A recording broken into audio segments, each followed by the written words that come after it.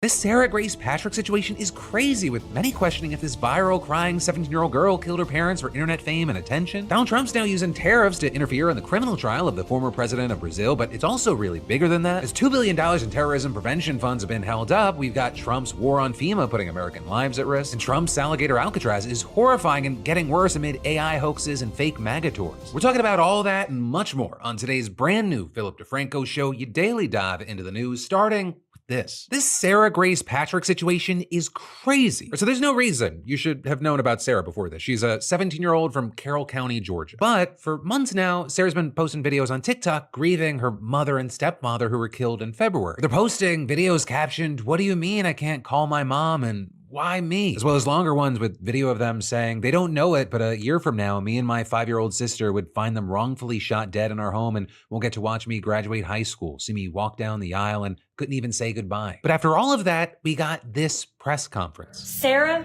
Grace Patrick has been taken into custody and charged with 2 counts of murder and 2 counts of aggravated assault. But they're apparently turning herself in after she learned that there was a warrant for her arrest. And right now, you have the authorities saying, the potential motive, it's unclear. We don't know what goes through the mind of a child who wants to harm their parents. But here's what we do know. Back in February, you had officers responding to a call at a private residence where they discovered the bodies of James and Crichton Brock dead from apparent gunshot wounds, with their now 6-year-old daughter reportedly finding their bodies and Sarah being the one who made the 911 call, with Sarah then also speaking at their funeral and, going online about how their deaths were impacting her. But now, not only is she being charged, but she's being charged as an adult in the case. As far as where her father is in all this, we learned her father brought her up here this morning. She turned herself in. I can't imagine what he's going through, so my heart goes out to him as well. Right, and with all this, there may be more to come soon, with the officials saying that more arrests could actually be made in the future as they're still investigating. Which, on the note of the investigation, you had many people going, how did the officials land on Sarah as a suspect? Well, they've only said so far that they have mountains of evidence, but again, nothing too specific. And right now, we're also saying that the family is reportedly cooperating in the investigation. But then also a very interesting addition to all this is, as she was continuing to post about her family online, you got some true crime content creators claiming that Sarah actually reached out to them asking if they would look into her parents' case as it remained unsolved. Why would you message me or any other true crime creator saying, "Hey, please cover this case," and then you wind up being arrested for it? I'm in shock. So that's made all of this even more disturbing for those following the case, with many wondering things like, okay, so if she did do it, was she doing this reach out? Was she making these posts as a way to kind of deflect that she did it? Or could one of the potential motives be that she did it because she wanted some sort of attention like this? With some speculating that this could be kind of one of the most grotesque and horrifying ways to clout chase. So there, I have to stress, that is other people's speculation, and we have to see what's going to come from the investigation. But in the meantime, as we wait to see if anything else is uncovered, if more people come out with information, I got to pass the question off to you. What are your thoughts and reactions to this? But then next up in the news today, we should talk about Alligator Alcatraz. America's definitely not a concentration camp, but it just happens to walk like one and quack like one. But if you want to check out what the administration calls a detention center built in the middle of a Florida swamp for yourself, you actually don't even need to get picked up by ICE. Instead, you can check out Terry's tours. Terry, but it's not even full of prisoners yet. But that's the exciting part. For a limited time only, you can claim an alligator for $4,547. You get it, $45.47. You can claim an alligator, and once they eat an illegal, you'll be notified via app, and then you'll be sent a gift card to your choice of stores. Now with that, I have to warn you, if you happen to be one of those people that just gets rock hard watching masked agents just scooping up people off the street, that is obviously a fake ad made with AI by Lysandra Vasquez. And it turns out that the whole point of that ad was to drive traffic to terrytours.com, which is also geared towards tricking MAGA folk with slogans like, "Take your country back one illegal at a time." And in digging through the site, you'll see things like links taking you to photos of Trump with Epstein, and also you have links to nonprofits that liberals often support, such as the World Central Kitchen, Planned Parenthood, and Climate Power. However, by the time someone stumbled across that, it's very clear that the whole thing, it's a joke to mock Alligator Alcatraz, with the site even making it clear at the top of the page that it's satire. And for many trying to clown on Alligator Alcatraz, it definitely feels warranted since its rollout has been, at the very least, controversial. It's built at the site of a regional airport. It's expected to house around 3,000 to 5,000 undocumented folks. And while that's a lot of people, it's not actually even close to alleviating the stress that ICE detention centers are feeling right now. Their facilities can reportedly hold 41,000 people, and as of June 15th, there are 56,000 being held. Then you add in the fact that based on the government's numbers, about 1,000 are deported every day, but the Trump administration has a goal of 3,000 arrests a day. And so, in using their math, you can see how quickly it'll get crowded. And when Alligator Alcatraz was being built, you had Trump praising the facility as a blueprint for what other states could do, saying, well, I think I would like to see them in many states, really many states. And, at some point, they might morph into a system, with him then praising the facilities as being nice, and adding, I thought this was so professional, so well done, it's really government working together. With that, the reason the facility was and is so controversial is more than just because it touches on the issue of immigration in America and who they're picking up. They've been terrorizing Home Depots, hitting schools, places of work, people actually going in for immigration appointments, but also because there have been accusations that it's built too quickly, cuts corners, and is inhumane. It reportedly was done in just 8 days, although local officials blamed regulations for making it so long. And photo ops from the facility show what kind of amounts to a giant aluminum tent filled with chain link, you could call them rooms, that are packed with bunk beds. And all of that is, it's in the middle of a Florida swamp, it's hot, it's wet, though you had officials trying to reassure everyone that it was perfectly safe and could actually withstand a Category 2 storm. But then we quickly saw videos of the place flooded, though I have to add an asterisk there, because the most viral video, which showed the facility extremely flooded, that appears to have been fake. However, there are other examples of water seeping into the facility during a press conference due to a summer thunderstorm, which I've lived in Florida, I don't know if you know this, it happens almost literally every single fucking day in South Florida. And so, there have been growing concerns of, well, what happens if something like big and meaningful hits the place? Regarding the first issues, you had the facility having to be quickly fixed because it was receiving its first batch of detainees shortly afterwards. And, let me tell you, it does not appear like things are going well. Obviously, being in a prison-like environment, it's gonna suck no matter what, but according to the phone calls, you've got people like Liemsi Izquierdo, or better known as the Cuban reggaeton artist La Figura, saying things are especially bad, with them telling local outlets things like, there's no water to bathe yourself. I haven't bathed since Friday. They don't turn the lights off. The air conditioning is below freezing. There's no medicine for those who suffer from mental health issues. They don't let you bathe. They don't let you clean your mouth. The mosquitoes are the size of elephants. And with them then going on to say that about 400 people are at the facility and that they're fed only once a day, which has maggots, and there's no way to tell what time is, and that they're only allowed outside for like 10 minutes. Or with him saying that to him, it is clear that the facility wasn't ready. And then he and another man in the background said, quote, they're all racist. They're all racists. With also that guy in the background seeming to have his own issues, with him later saying that he's from Colombia and he hasn't been given his mental health meds in days. And so saying instead he's just been relying on his Bible to try and keep himself sane, but that was allegedly taken away too. With La Figura and his girlfriend also claiming that he has papers to be here, but despite that, he's still at this facility. Though also with I want to say that I'm not saying that he should or should not be held somewhere, because he was actually arrested after assaulting a man who was trying to repo a jet ski. But he's been adamant that he shouldn't be at the center of undocumented people because he's a legal permanent resident of the United States. Right? And then on top of that, officials apparently come to him almost daily and ask him to sign his own deportation order so it would be effective immediately. With his lawyer saying that shouldn't be the case because in these situations, quote, the only entity that can strip a person of their residency is supposedly an immigration judge. Right? And all of that as he's not the only one who claims to be in a similar situation or saying that conditions are pretty bad. And actually, when local outlets tried to reach out to ICE and CBP about it, they dodged the question. Instead, saying they can't actually answer that because the facility isn't run by them. It's run by Florida. And when they were asked, they reportedly didn't answer. Right? And all of this is online. This controversial facility has been seen in very different lights. Right? You've seen Trump supporters saying things like, I don't think anyone realizes how impressive Alligator Alcatraz is. The state of Florida built this 3,000-bed federal prison in 8 days. The director tells me it could have been done in 72 hours were it not for some regulatory holdups. Now, all the state needs is DOJ approval to deputize the National Guard as deportation judges, and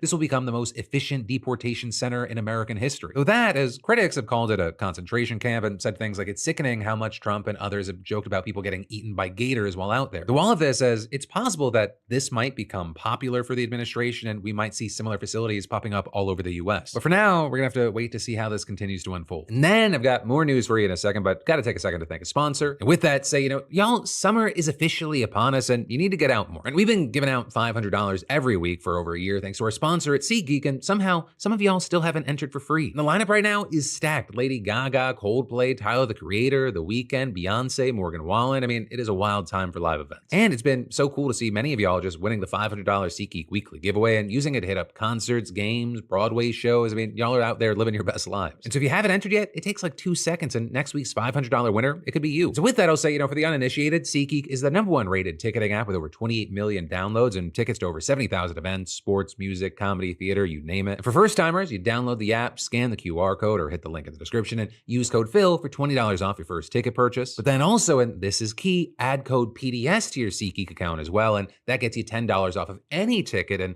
enters you for the chance to win the weekly $500 $5 giveaway, no purchase required. And that last one applies to anyone who has ever used SeatGeek before. You can still add code PDS to your account, get you entered, and $10 off. So hey, scan the QR code or click the link below and use code Phil and PDS and go make some memories. But then next up in the news, we've got to talk about how Donald Trump is now using tariffs to interfere in the criminal trial of the former president of Brazil. With Trump saying he's gonna hit him with a 50% tariff starting on August 1st. Right, and that, as another key thing, is he's also rolling out new 50% tariffs on copper, threatening a whopping 200% tariff on pharmaceutical imports, and sending out letter after letter announcing his latest country-specific tariffs. And these letters, if you take the time to look through them, they're virtually identical. They're like patronizing, kind of passive-aggressive, but ultimately sort of polite, except for the one addressed to Brazil's President Lula. With Trump dropping his typical introduction that we've seen so far, saying it's a great honor to send the letter, and instead letting Lula know right away that he prefers his predecessor. Writing, I knew and dealt with former President Jair Bolsonaro and respected him greatly, as did most other leaders of countries. The way that Brazil has treated former President Bolsonaro, a highly respected leader throughout the world during his term, including by the United States, is an international disgrace. This trial should not be taking place. It is a witch hunt that should end immediately. Regarding what he's calling a witch hunt, which is, by the way, witch hunt I think has to be Donald Trump's favorite words aside from Jeffrey Epstein. We still talking about this guy, huh? That, as you might remember, involved back in 2022, Bolsonaro refusing to concede defeat to Lula and baselessly claiming that the only way he could have actually lost was a result of election fraud. But then, a few months later, thousands of his supporters attacking the country's presidential palace, Supreme Court building, and House of Congress. So in 2023, the country's top electoral court ruled that Bolsonaro, he abused his power and cast unfounded doubts on the country's electronic voting system. And then with that, one, they banned him from running for office until 2030. Two, in November of last year, the country's federal police formally accused Bolsonaro of attempting a coup. And then three, in February, the country's top prosecutor filed an indictment further alleging that Bolsonaro plotted to poison his successor, shoot dead the Supreme Court justice investigating him,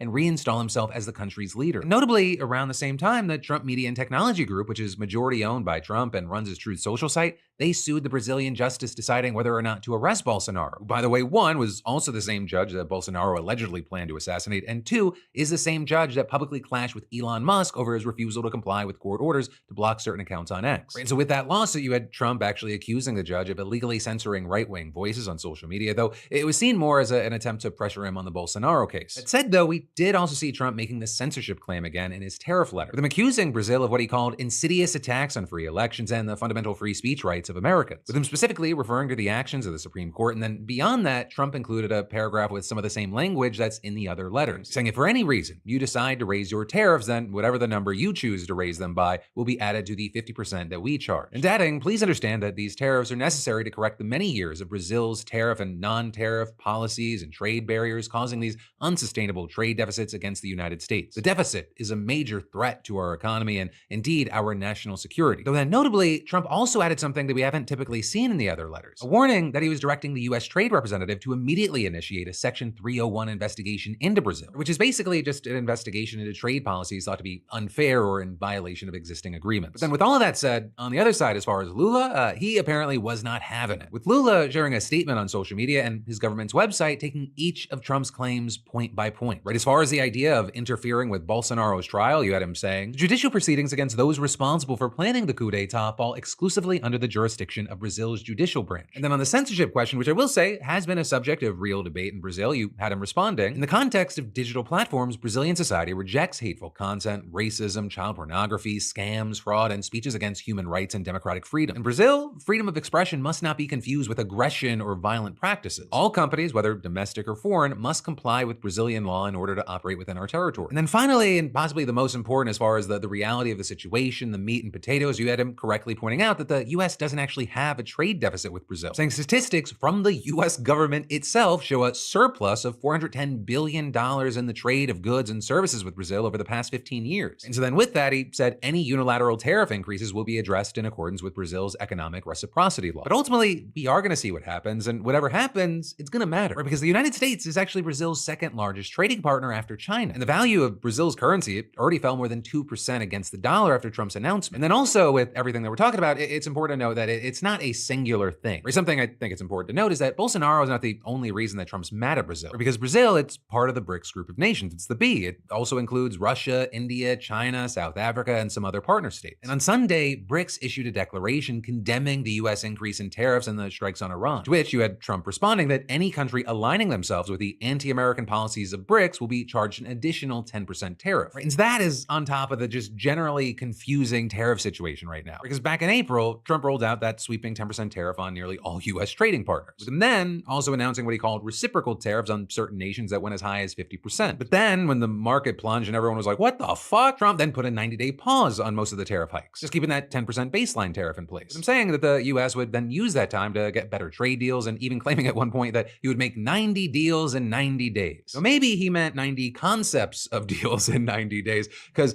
90 days ended yesterday, and so far he's only made 2 deals. One with the UK and one with Vietnam, which is why instead of the tariffs returning, the White House then started sending out these letters on Monday to countries letting them know, hey, you actually have until August 1st to get an agreement in place. With Trump then starting to post the letters, with the first including letters to Japan and South Korea announcing 25% tariffs, separate from all sectoral tariffs. With that then being followed by just a steady stream of almost identical letters outlining tariff increases ranging from 25 to 40% on goods imported from another 12 countries. With then today, besides Brazil, you had him targeting 7 other countries, including Iraq, Moldova, and the Philippines, just to name a few. And then also, separate from that, Trump said that he plans to introduce new tariffs up to 200% on foreign-produced pharmaceuticals and 50% on copper. So notably there, when it came to drugs, he said he will, quote, give people about a year and a half before they go into effect. But those copper tariffs, he claimed that those would actually go into effect on August 1st. And actually, with that, we've already seen the price of copper, which is used basically in anything electronic, hitting a record high in the United States. And when you know it, one of the people that is cheering this on is Robert Friedland, the billionaire mining exec whose company is developing a copper mine in Arizona. As far as what happens from here, the unfortunate reality is we've kind of been trained to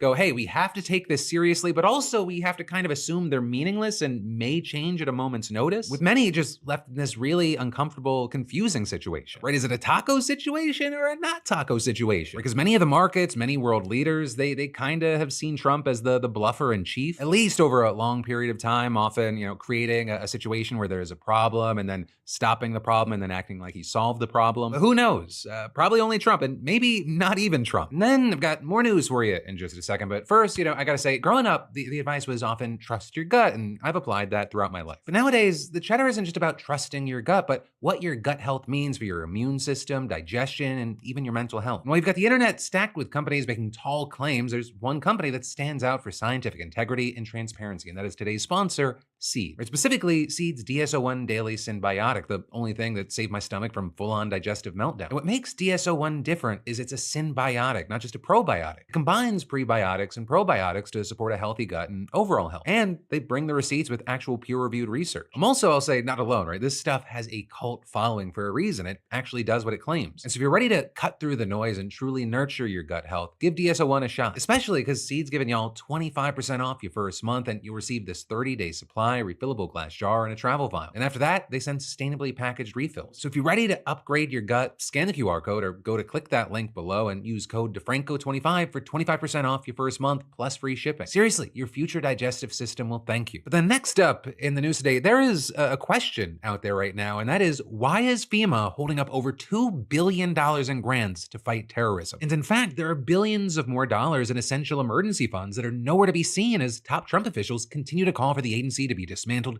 even as it aids Texas flood victims. Right, and so for important context here, since 9/11, FEMA has actually given out billions of dollars in grants to help state and local governments with security and counterterrorism. And those funds, they go to a number of key programs like boosting cybersecurity infrastructure at water and wastewater plants in Washington State and funding the salaries of cybersecurity experts in New Jersey. Right, and that, as well as a number of projects in New York, like paying for National Guard members to patrol the subway, increasing law enforcement at the northern border, and covering bomb squads across the state. And understand, right, those are just some examples of this sweeping program. But for 2 months now, states have actually been blocked from applying for those essential programs because FEMA just didn't release the latest grant application guidelines. Right, it effectively prevented anyone from even applying for funding. And that, despite the fact that the Trump administration was literally required by law to release the applications in mid-May. And so as a result, state officials across the country have directly raised very serious concerns with the Department of Homeland Security, which oversees FEMA. Last month, you had a coalition of associations that represent local and state officials writing a letter to DHS Secretary Kristi Noem arguing that the grant delay hurts, quote, response and recovery capabilities across the country and puts critical infrastructure at risk. And just this week, you had New York Governor Kathy Hochul writing her own letter to NOM where she said this lack of funding, it puts New York at a greater risk than perhaps anywhere else in the nation. With Hochul specifically noting that the state has the largest Jewish community outside of Israel. While you have New York officials saying that, some larger agencies like the NYPD will likely have enough resources to plug the gaps that'll emerge from the funding delays,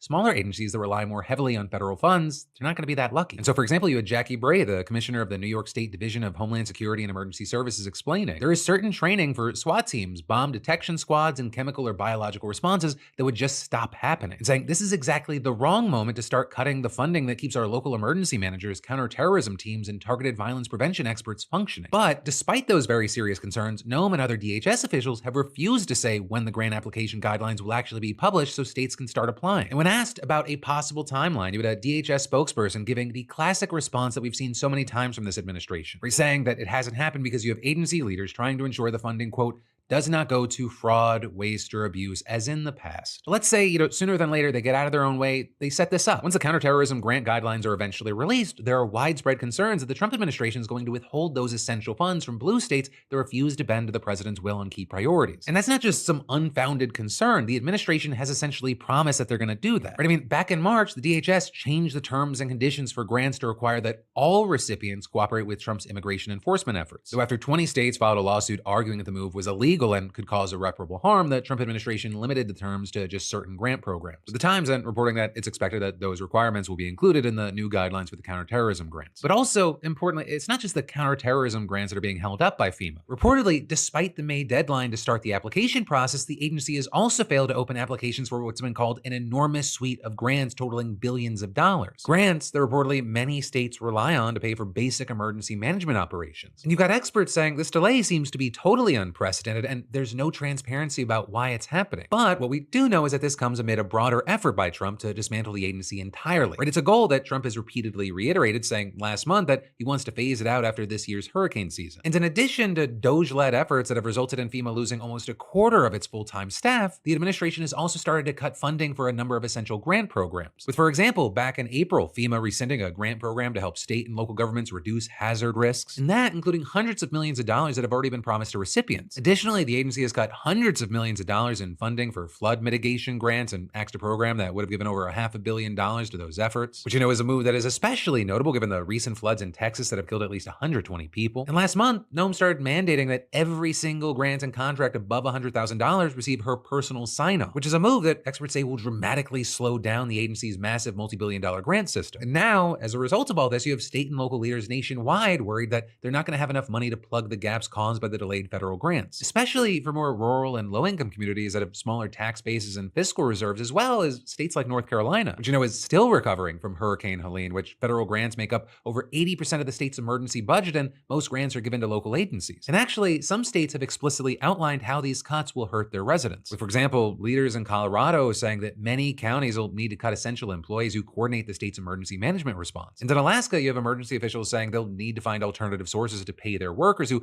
help people impacted by massive wildfires that have burned nearly 500,000 acres this season. With those, of course, just being a few examples, and as we've talked about numerous times this week, all of these concerns about FEMA, they've only been heightened by the disastrous and tragic floods in Texas. But despite all that, we saw NOM once again renewing her calls for FEMA to be eliminated in comments that she made during a meeting yesterday, which isn't anything new, but it is kind of fucking wild that she's saying this right now while the agency is literally in Texas as we speak, providing essential services to flood victims. And especially given the fact that FEMA literally gave Texas nearly $20 million in the last fiscal year to respond to this exact kind of emergency. With NOM even noting that FEMA has provided important resources to Texas, but then going on to say federal emergency management should be state and locally led, and adding it has been slow to respond at the federal level. It's even been slower to get the resources to Americans in crisis, and that is why this entire agency needs to be eliminated as it exists today and remade into a responsive agency. But incredibly important and notable here, you had reporting saying that the cuts made by NOM actually slowed FEMA's response to the Texas floods, with 4 different officials even going on to say that the agency immediately ran into major obstacles obstacles when they first launched their response. And there, specifically noting the rule that NOAA personally review and approve all contracts and grants over $100,000. Right, saying that low threshold strips the agency of autonomy that is necessary to respond to emergencies quickly. So, for example, once the floodwaters started rising, FEMA officials wanted to pre-position crews so they'd be able to respond as fast as possible. But they then realized they were unable to do that because of NOAA's rule. And you had these sources also saying that FEMA officials were unable to deploy a specific search and rescue team until NOAA gave her approval there, but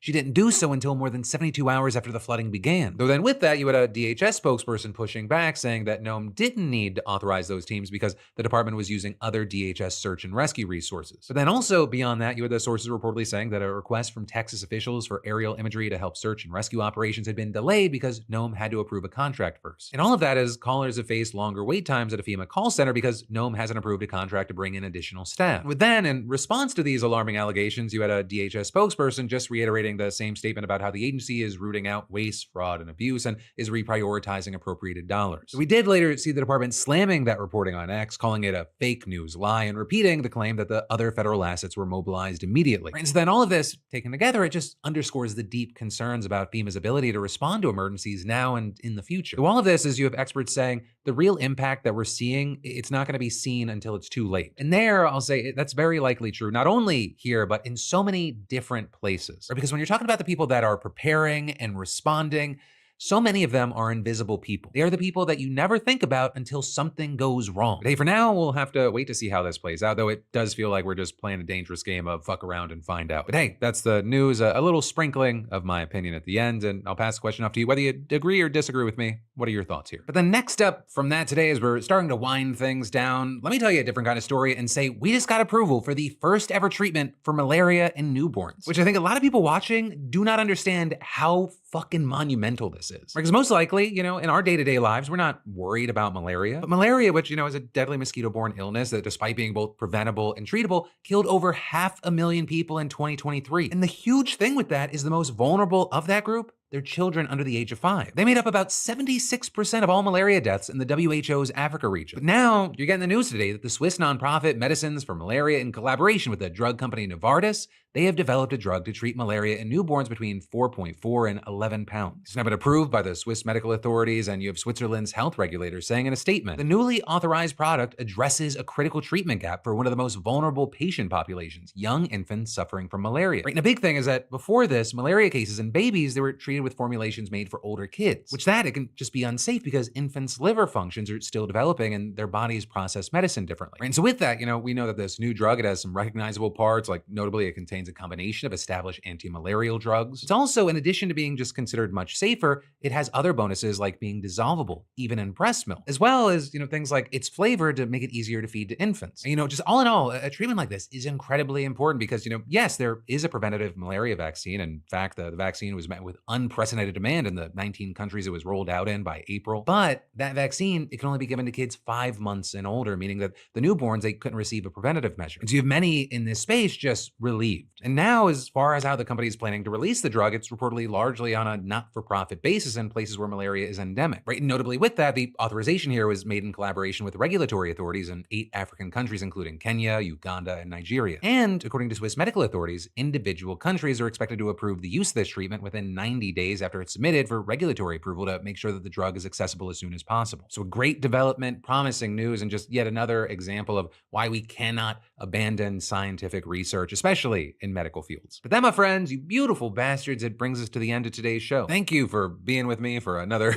trudging through the hellscape of the news this week. Also, if you're new here, thank in advance for subscribing. No matter what, hey, I'll see you back here on Monday, because remember, I got a brand new show for you every Monday, Tuesday, Wednesday, and Thursday at 6 p.m. Eastern, 3 p.m. Pacific. Stay safe this weekend, stay sane this weekend. I love your face, and I'll see you on Monday.